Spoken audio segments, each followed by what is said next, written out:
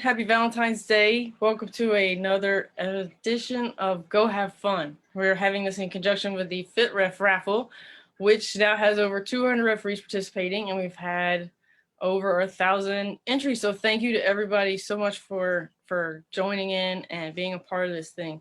So this is brought to you by the Referee Development Working Group, which is part of the Referee and Laws Committee. We are just like chatting about fitness with experts around the country from a referee perspective. And tonight we're going to chat to an Eagle legend. But before we do, I want to give some shout outs to the winners from last week. Mark Kubinski of the Pacific Northwest, Matthew Palowitz, so sorry, from the Referee Society of Virginia, and Pierce Mara from the New England Referee Society. They won. And tonight we have World Rugby Shop gift cards for everyone. So we'll be excited about that.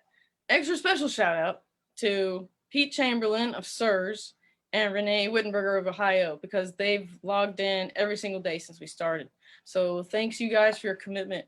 I want to acknowledge USA Rugby for giving us this platform and providing the prizes and swag for us.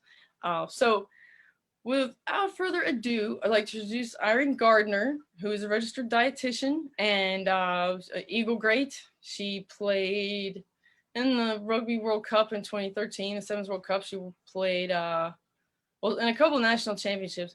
Actually, like this shirt, Happy Valentine's Day, it's red. This shirt is a jersey from me reffing her in, what was it? It was the first women's club national championship sevens match. 2011. Yeah, 2011. So man, we go way back. So so Irene, you're the director of athletes for USA Rugby, and you also you're still coaching sevens at Berkeley. So that's good. How are you keeping busy now during COVID time? Oh, I have a 15-month-old, so it's nonstop fun over here. Oh, good. Cool. So what we were gonna do, if I could find the notes that I had made for myself. Here we go. Okay, so I'm talking to you about nutrition. Will you just give us a good idea of I think one thing people don't realize is that just sitting around, we're burning calories right now. Yeah. So some people do it better than others. Can you tell us why, what that's about? Yeah, let me show you. I think this would be really helpful to see. And fancy that we have featuring 3 of our referees here. But the energy that we burn in a day, we call that our total daily energy expenditure. It's made up of a few different components. So our resting energy expenditure, or REE, or you might hear it as resting metabolic rate. That's the energy that we would use just for our normal bodily functions of, if you were laying in bed all day, your organs would still require energy, your body still requires energy. So that's the main bulk of it. But then there's these other 3 components, all these fancy acronyms. The NEAT is your non-exercise activity. Okay. So this is like pertinent to your job. So for example, with working from home, we generally move significantly less than if we were going into an office. It's true. And then some people, of course, have like super active jobs. So if you have a very active job, you're going to have a bigger chunk of energy expenditure from this NEAT versus if you are now working from home and you're chilling on your butt most of the day, that number all of a sudden tanks. The EEX is our exercise expenditure. So on a day that you're exercising, obviously you're burning more energy. And then the TEF is what we call the thermic effect of food. So there's a little bit of energy that goes into you actually digesting and eating food. Okay. But you can see like the REE is this big bulk. And if you're not very active the rest of the day, then you don't need to eat more to make up for that.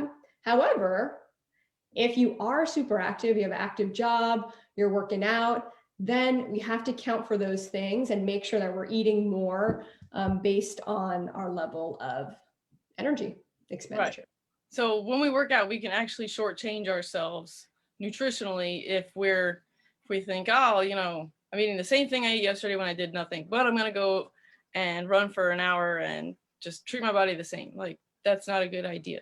Yeah, totally. Yeah. Right. So the night before a game, like I remember back when I started, like, I'd eat a giant thing of pasta the night before, and then during the game, I'd feel like this giant, fat clunk in my stomach trying to drag myself around. So I kind of figured out on my own that the giant pasta bowl of the night before wasn't the best. So the night before and the day of, like, what do you think we should do? Yeah, I think the day of really, or the night before, we're really aiming for a balanced meal. And what is a balanced meal? We want carbohydrate sources, we want protein, and then we want some veggie and some healthy fat in there. So really just a nice balanced meal is what you're after. And then for the day of, depending on the time of the match, if it's a later game, then you want to have yourself a normal breakfast where you have carbohydrates and protein, veggie or fruit in there. So you want a pretty good balance of a meal.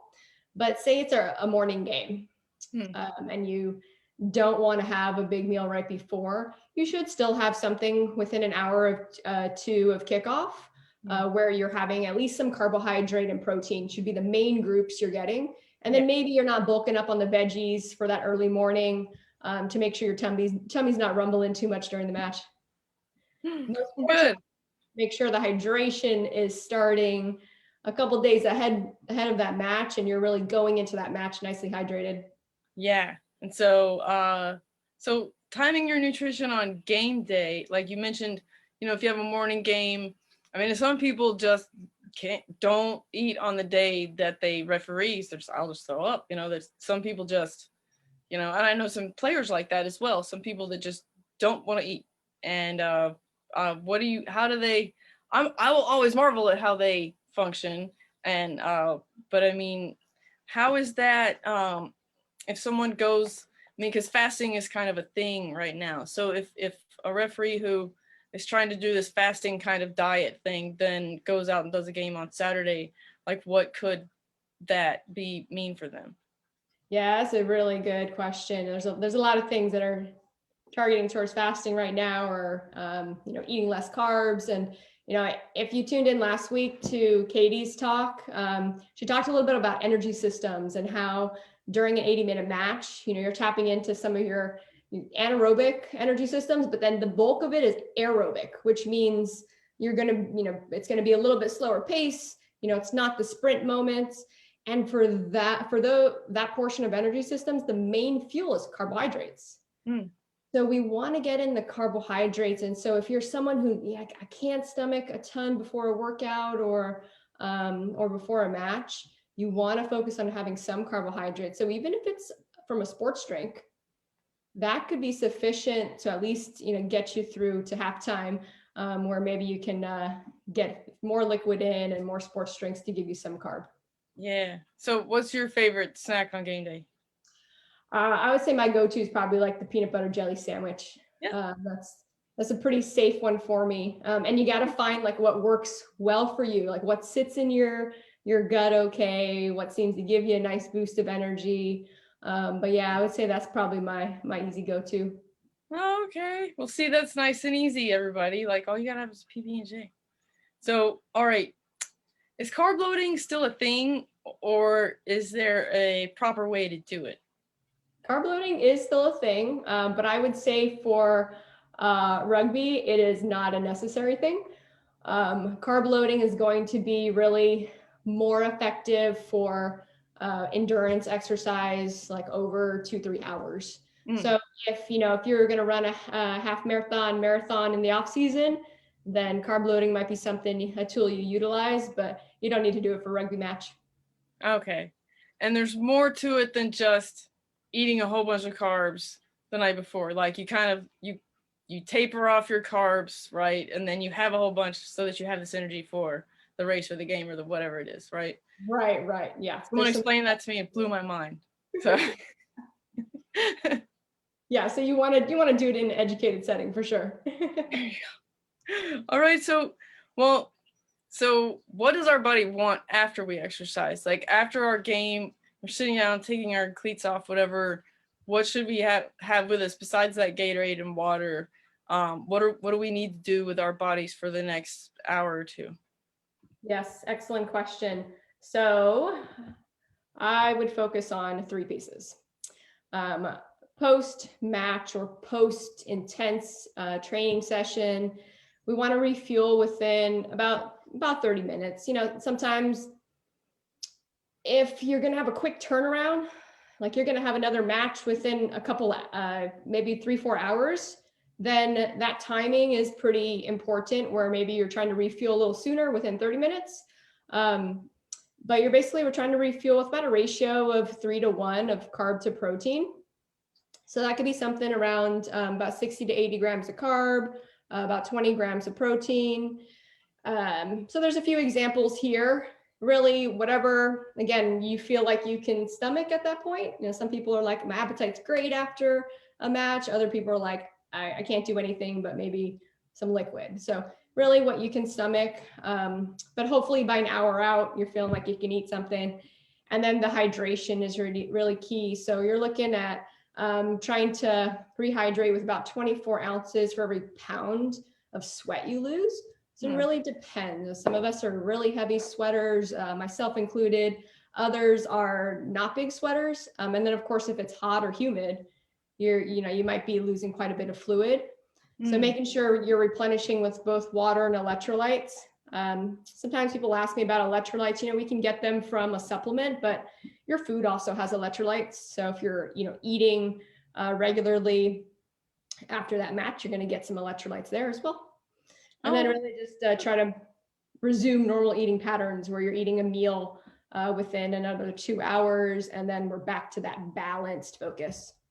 So balance is that's what we're all seeking, right? You know, we want a balanced game, we want a balanced diet, we want a balanced life. So when we talk about, I had this eating disorder for a few years called MyFitnessPal. I logged in for like 1,500 straight days. Like I didn't eat anything without weighing it. And then I started dating my fiance, and I don't know what happened, but I recognize that like I'm not training at the level that I was, so I'm not eating as much, just to offset that. And it's funny how since I've stopped working out as intensely as I did, like my appetite's kind of gone down with it as well. Is there because like I said, some people say like I can't eat after exercise. Like, is there something for us to remember why we need to, like, why are our muscles hungry after we exercise? Like, why do they want, why should we nourish them right after we exercise? Yeah, very good questions. So, if you think during exercise, your body is using up any of that available carbohydrate, which is your energy source, from say the snack you ate pre-game or the sports drink you had. And then it's also then pulling from your carbohydrate stores, and it's using up all those stores in your muscles and your liver. And so it's converting it all to energy. And so after the match or after intense training, you're pretty depleted and your muscles are very depleted. And if you don't replenish them, then it's going to prolong your recovery, and it certainly can increase our risk for injury, right? So you may think like, oh, I'm usually recovered, a day, 2 days out, and all of a sudden I'm still sore, I'm not recovering. Contributing factor could be how much alcohol we had post game too. I was going to ask about that. What happens if you pour alcohol on top of your recovery, Well, the recommendation is no alcohol within 72 hours before or after.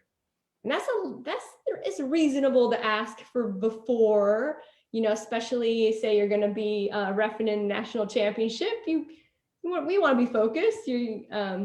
But post 72 hours, that's a tough time frame. So, I would really just focus on making sure you rehydrate first, you eat, and you're making sure that those are our keys so that your recovery is not suffering. Okay. I hear it, everybody. You hear that? There are better things to drink after a game than beer, believe it or not. All right, Irene. So we're getting some good questions in. Stephen Valerio asked, what is a good general target for hydration goals as in like ounces of fluids per day? Yeah, that's a great question. I mean, I would generally, and of course this is so generalized for all of us, but I would put us between about 80 to 100 ounces a day.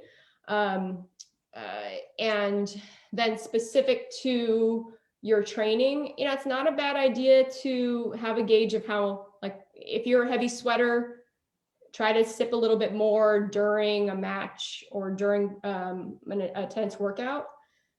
Versus if you're not as heavy a sweater, it's not as imperative. Okay, cool. Yeah, I'm definitely a heavy sweater, being from Florida. That's one thing I did, and one thing that we kind of did here in Florida is the chia seeds. So is there anything to chia seeds, or like, don't destroy my mojo about it, but you know, here in Florida, a lot of us referees, we put chia seeds in our water because we're like, oh, endurance and, you know, a little bit of calories while we run around. Are they all they're billed to be? Are they? Yeah, chia seeds are great. I mean, you're getting a lot of fiber, you're getting omega-3 fatty acids. So yeah, they're awesome. So definitely help with the digestive system too. And Cool, good. That makes me happy. Okay, so this is actually a really good question. Do you have any general advice for vegetarian or vegan athletes? yeah, it I think doesn't have to be as complex as we make it out to be. You know, I think there's a ton of plant protein sources. Um, you know, if you're vegetarian, you know, trying to make sure that you are using your eggs and your dairy as protein sources. If you're vegan, then, you know, you don't have that dairy option, but there's still plenty of plant proteins, beans, lentils, tofu, nuts, nut butters. And so we want to make sure that we are maximizing those around your, you know, just make sure you're evenly spacing out your protein throughout the day, whether you're a vegan, vegetarian, or a meat eater, trying to really space out your protein out throughout the day so your body can utilize it well. I'm glad you brought that up, because that's kind of well, it's just one of those things. People say, oh, well, you can't absorb more than 40 grams of protein at a time, or 20 grams of protein at a time. And so starting that, like, one thing I used to do, I'd wake up and I'd have like some protein powder and coconut water. Like when I first woke up, just kind of like shock my body awake and then go do whatever. Just so I could get all my protein in, because I was trying to make sure I wasn't, you know, why take it if I can't absorb it, you know? So yeah, in terms of protein, like, how much can we really like, should we just stick to casein at night, like, help? I would think we should aim for around anywhere from about 15 to 25 grams every time we eat. So, you know, the higher end if it's a meal, the lower end if it's a snack. You know, if you're having 15, 20 grams of protein 5 times a day, that's going to be much more effective than, you know, eating an 8-ounce steak for dinner and, you know, only having a bowl of cereal for breakfast. So really trying to evenly space out that protein is going to be really effective for all of us. Okay, cool. Yeah, so I mean, that's something that I've heard, you know, here and there. It's just nice to hear it from someone certified to answer that question. Let's see. Okay, so Jenny Lou, again, thanks for calling in. Jenny Lou from the New England Society. You may know her from somewhere, Irene. Yeah. She asked, what do you think of those gel packs or chews for halftime snacks? Yeah, so I think the gel packs and chews are other great options for like 15 minutes before a match to get some carb in. Another option is you can actually just like swish around some sports drink and your body will still absorb some of the carbs. So we call that a carb rinse. Mm-hmm. Wow. And then halftime, the gels and chews can be another great option to get some carbohydrate in without having to eat something if your stomach can't quite take eating a sandwich at halftime or eating a piece of fruit. Yeah. So, and one more thing is, first, I just want to know, caffeine. So a lot of people have a cup of coffee in the morning. I would take those goo packs that have caffeine in them at halftime. Does caffeine kick in quick enough to have make a difference if I'm doing it at halftime, or do I need to have it an hour before the game for it to do anything for me? No, I think caffeine is used responsibly is a very safe and effective ergogenic aid. So having caffeine from coffee or doing something like the gels or like the sports beans or the caffeine gum, those are effective. What I would encourage is that if you've never used one of those before, you got to test it out and see how you respond to it. I know that when I used to use those caffeine gums, I would have a quarter before a match because that's all I needed to really feel the right balance and not feel like it all of a sudden affected your stomach. Okay, cool. Well, thank you so much, Irene. You've given us so much information and it was really great having you. We're going to do our raffle drawings now. You can stick around if you like. So I'm going to steal the screen from you. And let's see. Okay, folks, I'm sharing my screen. And let's see here. This is the, oh, move this over now. Okay, wheel of names. So this is the high performance group. They did very well this week. They had a Bronco challenge earlier. I'm supposed to encourage y'all to complete your push-up challenge. Other than that, here we are. We're going to roll for a $25 World Rugby Chef gift certificate.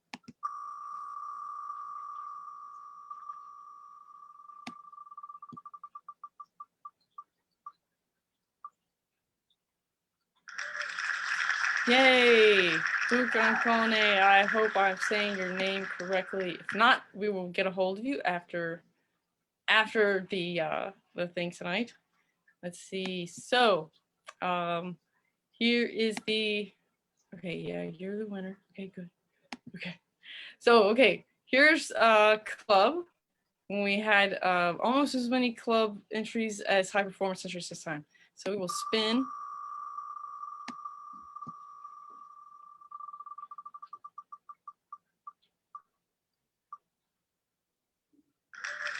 All right, Joshua Talley, you'll hear from us after.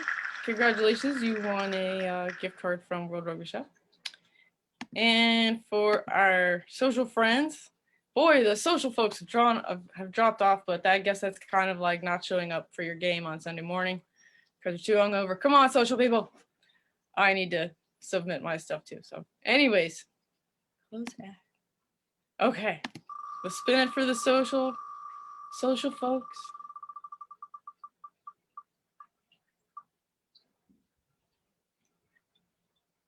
Alrighty, Pete Paulson, you are the winner for the social group, and we'll be getting a hold of you. Remember, guys, take photos of yourself doing your workouts, tag it with FitRef Raffle.